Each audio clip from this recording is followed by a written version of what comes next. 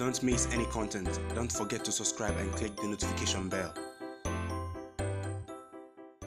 Hey guys, happy new month to you. Happy new month. Hope you are having a great 2019 so far. Just 2 months more to the end of the year, and we'll welcome the year 2020. As usual, I am your host, Salasi Fiawe. Today, breaking news reports are indicating that KUMASI ASANTE Kotoko are going to sack Coach KJETIL ZACHARAISON just a little over 4 months in charge of the team, and I'm going to give you details as to why that is. I'm also going to talk to you about the Wafu tournament. The Black Stars being it on Sunday, and they are set to take on Gambia in their title defense. I'll be giving you more details on the Wafu tournament, and we'll look at yesterday's fixtures as well. If you're new to the channel, I advise you to subscribe to this channel and to click on the notification bell to get more updates. So we all know what happened on Sunday. KUMASI ASANTE Kotoko unfortunately could not make it through to the group stages of the CAF Champions League. It was an abysmal performance to say the least from the Porcupine Warriors, who took a 2-0 victory into Tunisia in a stadium where there were virtually no fans, so it was basically not an intimidating game for the Porcupine Warriors. At least that's the idea we had. It wouldn't be that intimidating since the crowd wasn't as much as we had anticipated. Now, following the events of Sunday, after that 3-0 drubbing by Etoile Sahel in Suez, KUMASI ASANTE Kotoko coach KJETIL ZACHARAISON came out to make some comments about the level of KUMASI ASANTE Kotoko. He said that KUMASI ASANTE Kotoko are not at the level of the CAF Champions League, and their level is the CAF Confederations Cup. A little problem I have with that statement is basically they are not even in the CAF Confederations Cup. They have not secured a spot in the group stages of the CAF Confederations Cup. Comments like this should come when you're in the group stages playing, and first of all, that's my problem with that comment. So I reacted to these comments from the coach, considering that he was involved in the recruitment of players. One of the people who commented was Coach Sapon, a really renowned coach here in Ghana here, and he had a few things to say about what the coach of KUMASI ASANTE Kotoko said after the game concerning the level of KUMASI ASANTE Kotoko. Let's go have a listen to Coach Sapon on what he thought about Coach KJETIL ZACHARAISON's comments after the game. I think he made a statement based on what he has seen with the team so far. I think he's telling us that the materials he has are not championship materials. That's what he explained to us. So I don't seem to understand him, because you have been a coach, you played some matches, few matches with the team. So you could have assessed the team more than that. I think so, because you had a hand in even recruitment somehow. So if he knew he was going to play a Champions League, which was the program for him, you could have gone in for more experience, more quality players, like he wants us to understand, you know. But all said and done, I think he's very blunt by telling people that, telling the Kotoko fans that you do expect, what I expected from him wasn't what I saw. So I think the best place we can play is the Confederation Cup. I think they should have to understand him. No, but you made a point about recruitment. I mean, you recruited as many as 14 new players for this championship. You trained with them. So if you knew that, of course, they were not at the level of a Champions League team, why did you give the fans hope of making it to the money zone? Well, I think he underestimated the strength of the Champions League competition in Africa. Then it makes him a bad coach. Well, I won't say he's a bad coach, because I didn't recruit him. He must know whether he's a bad coach or a good coach himself. He should assess himself. But because I'm saying this because he had a hand in the recruitment, you know. And could he have told the management that I needed this player and they didn't supply the player to him? Then he could have said this thing. But if he didn't say anything when the recruitment was being done, then it's not in good taste. But what I'm saying is that he was very blunt, and wanted the Kotoko supporters or followers to understand the fact that their players are not fit for the Champions League. Those were the comments of Coach Sapon, who feels that Coach KJETIL ZACHARAISON was involved in recruitment, and he feels fans should be happy because he's being blunt. Yeah, he's letting them know what he thinks Kotoko's level is and how he thinks he can do things. But does that not make him a bad coach? Following these comments, most of the fans are agitated by this, the management are agitated by this, and it has brought about reports that KUMASI ASANTE Kotoko are considering sacking Coach ZACHARAISON. That begs the question, what is the plan for Kumasi Asante Kotoko?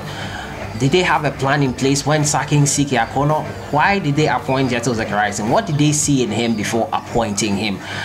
I have a lot of questions to ask the Kotoko management. Many people are saying the management themselves are not competent enough, but if you are going to sack Coach ZACHARAISON, I don't know why you hired him in the first place. What did you see him in? What potential did you see in him before sacking Coach CK Akono, who I felt had a great run with Kumasi Asante Kotoko?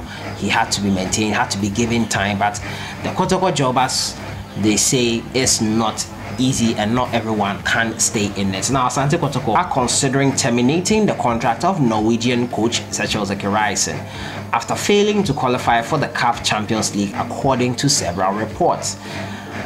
They suggest that the management of Kotoko are currently looking for possible replacements if they decide to settle ZACHARAISON.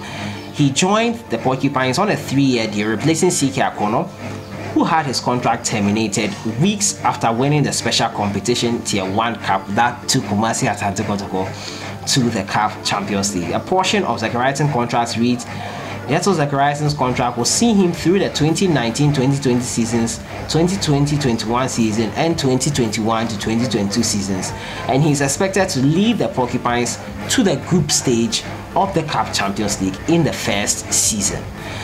The second year should also see him qualify the team to the Champions League again, with the target of semi-final berth. The Champions League qualification is also expected the following year, this time around with a place in the final on the cards. The Porcupines would take solace in 3 CAF Confederations Cup campaign within ZACHARAISON's 3 years period should they fail to make the Champions League mark. The club, however, expects to win at least one of the 3 competitions within the period of the relationship with the coach. Now, following their 3-0 loss against Etoile du Sahel on Sunday, Asante Kotoko have been relegated to the CAF Confederations Cup.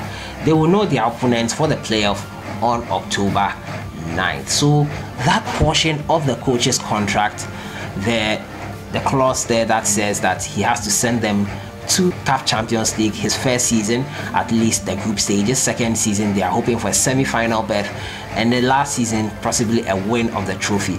Now, Kotoko, in that same clause, says they will be happy with a place in the CAF Confederations Cup should they fail to make the mark for the group stages of the CAF Champions League. And right now, they are in the Champions League. They have not made the group stages, but Coach ZACHARAISON's comments have not helped matters, and I think that is what is sparking the rumors that he will be sacked by Kumasi Asante Kotoko. And as I asked, what is the plan for Kumasi Asante Kotoko? Why was CK Akono sacked? Is Coach ZACHARAISON, was he seen as an upgrade on CK Akono? Why was he an upgrade on CK Akono? What did CK Akono do wrong? So many questions that were not answered following the sack of CK Akono need to be answered following these reports about ZACHARAISON being sacked. And it's quite unfortunate. Fans who are so much involved in the club, following the club so strongly and staunchly, don't have answers to these questions. Share this video. Maybe Kotoko executives can answer for us. Why was Coach CK Akono sacked? We need an official response from them. There are so many rumors as to why that was, but no official response as to the matter. And it's quite sad now that they are looking for a replacement for Coach ZACHARAISON. The management can do better. This is Kumasi Asante Kotoko. It is a great club, and the management have to show their competence in this matter. I have to say, excuse me to say, but I have to say it, and doesn't show competence. I have to say it's not right. The reasons for the sack are not given, and the fans deserve to know. Now, following Kumasi Asante Kotoko will know their opponents on the October 9th. Teams Kotoko and other clubs demoted from the Champions League can meet are Bidvest Wits of South Africa, TS Galaxy of South Africa, Hassania Agadir of Morocco, Renaissance and Berkane. So possible that Kumasi Asante Kotoko can meet RS Berkane again, Al Mazri of Egypt, Pyramids of Egypt, Bandari of Kenya, Daring Club Motemo Pembe of DR Congo, Joliba of Mali, Enugu Rangers of Nigeria, Esai of Benin, Paradu of Algeria, Prolin of Uganda, San Pedro of Ivory Coast, and Triangle United of Zimbabwe, as well as Zanaco of Zambia. So these are the teams that Kumasi, Asante, Kotoko can face in the CAF Confederations Cup playoff list for a chance to play in the group stages of the CAF Confederations Cup. But what do you think about the news of possible sacking of Coach GAMBIA ZACHARAISON? Is it a right call? Do you think the Kotoko management know what they are doing? Are they confused? What are your thoughts on it? Please drop it in the comments box. Let me know your thoughts on this matter. Reportedly, Coach GAMBIA ZACHARAISON will be sacked by Kumasi, Asante, Kotoko. I move on to my next story. It has to do with the Wafu Cup of Nations currently ongoing in Senegal. Now, yesterday, match day 3 fixtures were played, and Mali took to the stage to face Niger. They beat Niger. Yeah, Mali beat Niger. They make it to the next phase. Now, also later in the evening, Ivory Coast overcame Cape Verde occasion. We'll have a look at both games, highlights from that game. I'll come back and I'll tell you about the next phase of the competition and how it's going to pan out. And today, the Ghana Black Stars B will take to the field in defense of their title. They won in 2017 here on Ghana soil. They will be facing Gambia in the Wafu championship game. It's at 5 p.m. GMT. Let's go have a look at the highlights first and we'll talk about that game. Sissoko Ali Dese.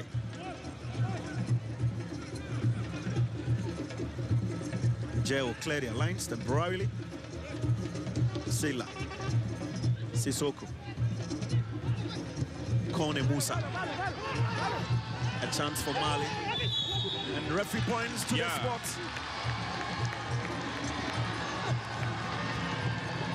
Referee chance to draw the first blood.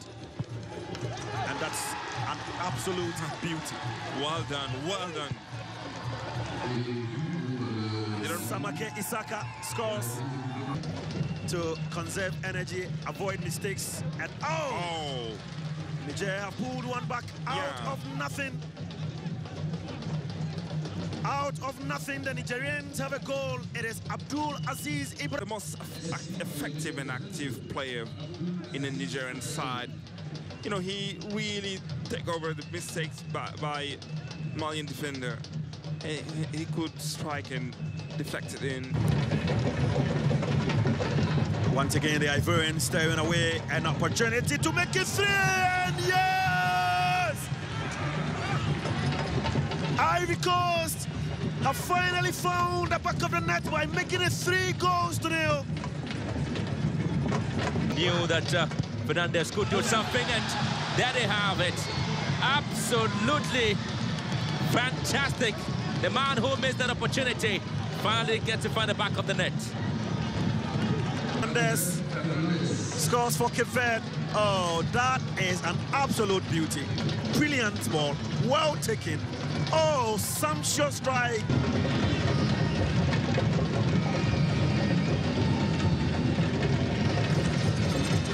Will this be the 4th goal for Ivory Coast? Oh, yes!